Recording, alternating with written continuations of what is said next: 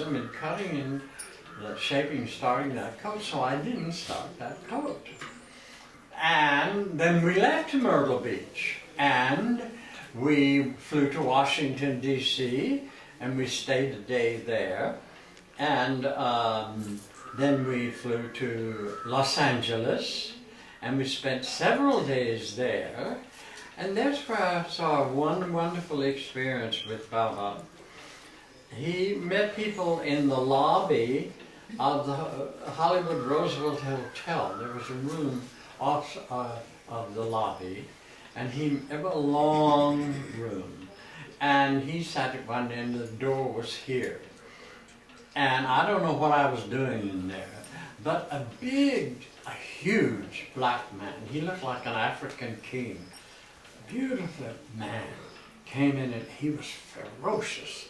And he came in and he looked at Baba like that with his piercing eyes. And Baba was sitting at the end of the room, and just beautiful as you. And suddenly this man threw his head back and laughed. The most beautiful, deep, beautiful laugh. And he strode the length of that room like in 6 steps. And he embraced Baba, which was, he took him, and he was so huge that, but anyway, it was nice. I saw 2 or 3 people meet Baba the first time, and that was one of the most impressive. And, okay, mind you, we went to Meherazad for a day, and then we flew to San Francisco. And I knew perfectly well that Baba was leaving to Australia from San Francisco, and I had not made that coat. And the day we arrived in San Francisco, we arrived in the morning, and he made the announcement, said, okay, take the afternoon off. You can go into the city and do anything you want to do. So I said, oh, thank you. And I went to the desk and I said, where is the best fabric store in San Francisco? And they said, the best? And I said, the very best. And they said, it's very expensive. And I said, that's not the problem. Where is it? Anyway, they told me, and I went, and I found a beautiful, beautiful bowl of sky blue English woolen flannel. It was like a cloud. It was such beautiful fabric. And I decided to make, mind you, this coat was going to be made entirely by hand. And I bought silk thread. I thought that was the only thing worthy. And silk thread's very beautiful because it has a beautiful sheen on it. And perfect match. And I bought scissors and so forth and so on. And I came back and I started the coat. And once again, Baba would say, we would meet, and I had no time to work. I mean, I was always with Baba or not. And also at this time, this is another story, I won't bother you with it, but the dancers had been told to dance for Baba. He had told us to dance for him. So we had put together some grisly program because we didn't have music, and there were and no costumes, nothing. He just said dance for it.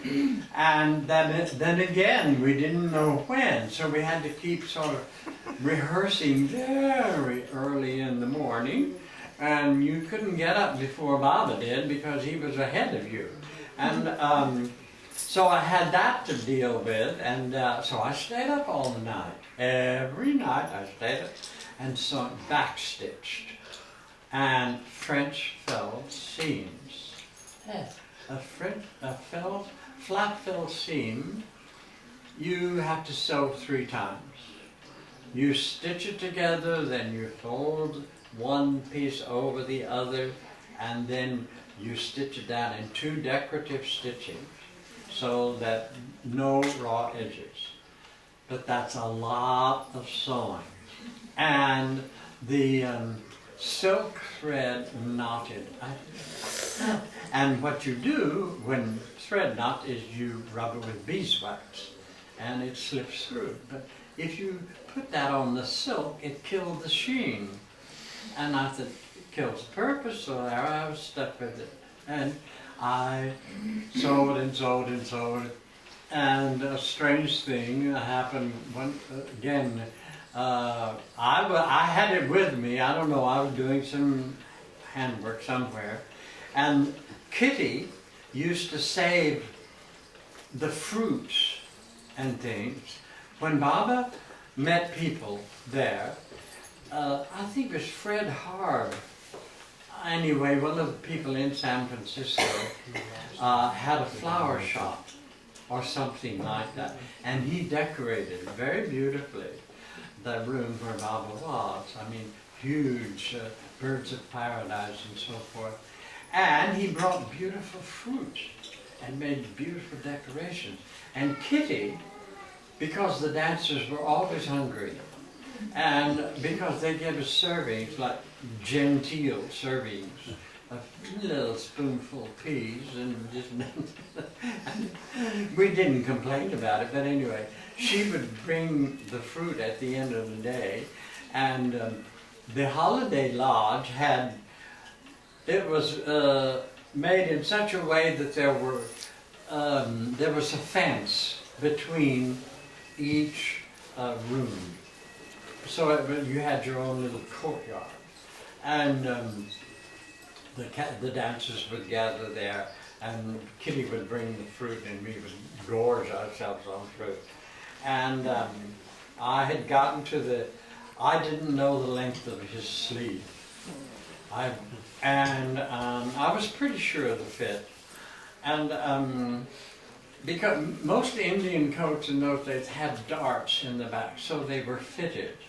And Baba was getting on, he had a little tummy. And I thought he would look better in a drape than in a fitted, so I made a drape. And so I wasn't worried about that, but I didn't know the length of the sleeve. And I said that to Kitty. I was asking her how long she, of course, didn't know. And all of a sudden, this voice came from the other side of the fence. I know. And again, it was my friend Jean Shaw. And I said, oh yeah? How do you know? And she said, well, I do his ironing. And that took me down a couple pegs. And I said, oh, okay. And I said, okay, how long is it? And she took it and she, there, just like that. And when I tell you, it fitted him perfect.